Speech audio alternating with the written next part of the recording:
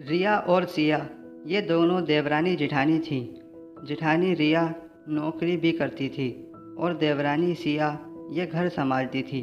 उनका परिवार बहुत बड़ा था। सास ससुर और उन दोनों के बीच कुल मिलाकर 10 लोग घर में रहते। और अब बहुत साल बाद उनकी बुआ सास अपने भाई के घर रहने आई थी। सुबह उठने के बाद बुआ सास ने देखा कि रिया फटाफट अपने काम कर रही थी। सिया ने नाश्ता बनाया और वे नाश्ता रिया ने सबको परोसा। उसके बाद रिया ने अपना टिफ़िन पैक किया और वे काम पर निकल गई। सिया ने वापस दोपहर का खाना तैयार किया और थोड़ा वक्त अपनी सास और बुआ सास के साथ बैठी रही। बुआ सास से रहा नहीं गया। उन्होंने सिया को पूछा, छोटी बहू, तुम्हारी जेठानी तुझ पर बहुत हुक्म चलाती है। सुबह से देख रही हूँ रसोई घर में अकेले ही काम करती हो। और वे महारानी दिखावा करने के लिए नाश्ता परोस रही थी, जैसे कि उसी ने ही नाश्ता बनाया हो। ये सुनने के बाद सिया ने बुआ सास की तरफ देखा और बोला, बुआ सास जी, ऐसा कुछ नहीं है। रिया दीदी बहुत अच्छी है। बुआ सास बोली, तुम बहुत भोली हो सिया। मुझे सब समझ में आता है। मेरे बाल धूप से सफ़ेद नहीं हुए हैं। सिया से अब नहीं रहा गया। वे बोली, ऐसा नहीं है बुआ जी, आपको रिया दीदी ने सबको नाश्ता परोसा, वे दिखा। पर आपको ये नहीं दिखा कि दीदी ने मुझे ज़बरदस्ती सबसे पहले नाश्ता करने दिया और चाय भी दी। वे रोज़ मुझे ऐसे ही सबसे पहले ही नाश्ता दे देती हैं, नहीं तो सबके लिए नाश्ता करते करते मैं खुद के लिए नाश्ता बनाना भूल जाऊंगी।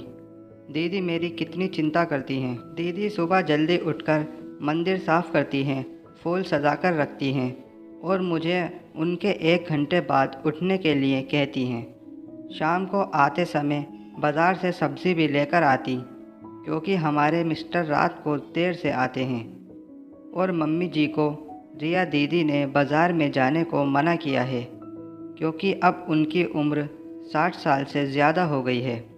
बाज़ार में जाते समय उनको तकलीफ़ होगी, उनके पैर बहुत दुखेंगे।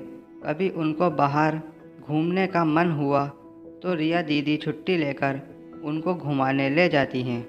और हाँ बुआ जी, दीदी रोज़ शाम को आने के बाद वे कितनी भी थकी हों तब भी मुझे खाना बनाने में मदद करती हैं। वे मेरी बड़ी जेठानी ज़रूर हैं, पर मुझे अपनी छोटी बहन ही समझती हैं और मैं उनको अपनी बड़ी बहन समझती हूँ। ये सब सुनकर बुआ सास एकदम चुप हो गई। उनकी चुगली सिया के आगे टिक नहीं पाई। शाम को रिया सब्जी की थैली सिया के पास देते हुए बोली, सब्जी के साथ तुम्हारे मनपसंद लेखक की किताब भी उसमें है। ये सुनकर सिया खुश हो गई। रिया को थैंक यू बोलकर सब्जी की थैली किचन में रखकर वे अपने रूम में चली गई। उतने में बुआ ने रिया को आवाज़ दी, बड़ी बहू ज़रा यहाँ आना। वे बोली, रिया तू इतनी मेहनत करके पैसे कमाती है और ऐसे फालतू में किताब खरीद कर मुफ्त का खर्चा करती हो, वे भी अपनी छोटी देवरानी के लिए। वे ऐसे भी घर में बैठकर करती क्या है? तुम दिन भर मेहनत करती हो और वे घर में आराम करती है। इस पर रिया हंसकर बोली, क्या बुआ जी, आराम? और सिया, उसे तो कहने पर भी वे आराम करती नहीं। सुबह उठकर बेचारी काम करती रहती है। सबका मनपसंद खाना, मेरे और उनके मिलाकर 4 बच्चों का टिफ़िन सब वही तो करती है, और तब भी उसके चेहरे पर हमेशा आनंद दिखता है।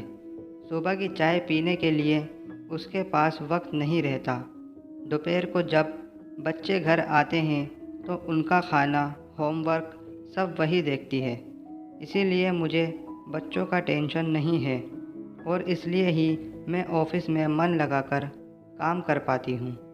कुछ दिन पहले ही मुझे प्रमोशन मिला है। इसके अलावा मम्मी जी और पापा जी की दवाइयाँ कभी ख़त्म हो गई और कभी लाने की हो तो वही ध्यान में रखती है। घर में कोई मेहमान आए तो उनकी मेहमान नवाजी भी वही करती है। बुआ जी, घर और बच्चे संभालना छोटी बात नहीं है। इतना सब सुनकर बुआ जी उनकी तो बोलती ही बंद हो गई। रिया कभी कोई शिकायत नहीं करती है। वे सब काम कर लेती है, वे सिर्फ पढ़ना पसंद करती है। फिर मैं मेरी छोटी बहन के लिए इतना नहीं कर सकती। मैं नहीं करूँगी तो फिर कौन करेगा? इतना बोलकर रिया अपने रूम में चली गई। ये सब रिया की सास पीछे खड़े होकर सुन रही थी। वे बुआ के पास आई और बोली, ये दोनों देवरानी जेठानी ज़रूर हैं, लेकिन उनका रिश्ता दो सगी बहनों से ज़्यादा पक्का है। मेरे घर की मजबूत दीवारें हैं ये दोनों। पहले मैं भी एक बुरी सास थी, हमेशा इन दोनों में झगड़ा लगाने का प्रयास करती थी, पर ये दोनों के प्यार के आगे मैं भी हार गई। वैसे भी झगड़ा लगाकर नुकसान तो अपने ही घर का होगा ना। पर यह बात बुआ को समझ में नहीं आई। रुदन करते हुए कमरे से बाहर चली गई, क्योंकि उन दोनों में झगड़ा लगाने के लिए ही वे आई थी।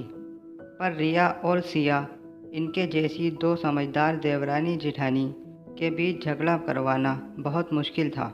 दोस्तों, ये कहानी आपको कैसी लगी हमें कमेंट में ज़रूर बताना, और हमारी वीडियो अच्छी लगी हो तो वीडियो को एक लाइक ज़रूर करना, और हमारे चैनल पर नए हो तो चैनल को सब्सक्राइब ज़रूर करना। कहानी सुनने के लिए धन्यवाद दोस्तों।